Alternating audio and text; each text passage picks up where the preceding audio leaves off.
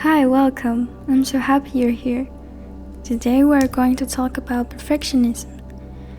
And so when you say you're a perfectionist, people are amazed.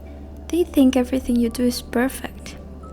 But there is an excessive waste of energy in details because you're trying to achieve neatness and perfection without mistakes. Because even if you do a great job, at the end you look at that small insignificant detail that for you is the worst thing ever. And something I realized is that perfectionist people have the mentality of if it's not perfect, it's not worthy. And I rather than nothing that do something I think is poor, but even I did my best effort, if it's not perfect, they will still thinking that it's poor. But inside you know that you're having expectations that are too high, even unrealistic. And it's not because you're not capable enough to achieve them. It's because you're expecting too much of yourself. And same thing with toxic productivity, through guilt. In completing a perfect routine gives you great satisfaction. It motivates you to be better every day. But by being too perfectionist, if something happens that is out of your control, you'll have a huge demotivation. And there is something called compensation as punishment.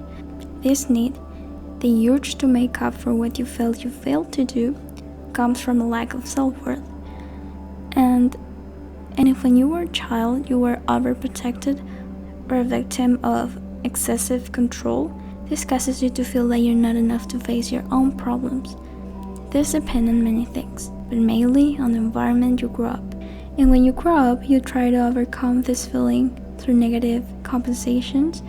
If you felt a lack of worth or strength, you will try to collect all merits as possible to gain a sense of self-confidence and self-improvement, which was a lack in childhood.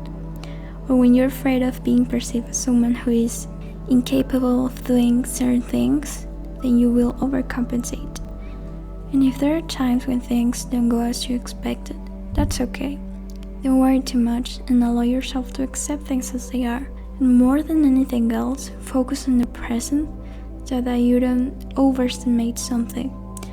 And I'm going to remember you that the law of polarity and rhythm says that everything has its poles. That is why you have to stay the most neutral as possible, but without falling into this loop of wanting to avoid any result that appears negative. Because after all it is a neutral learning. It all depends on the perspective you have in the situation. And fear and love are extremely powerful and attractive. This means that they attract things, whether they are good or bad. That will be determined by the reaction you give it. And remembering that you have the power to change it anytime you want. Thank you so much for watching, and I really hope this helped you in some way. Bye.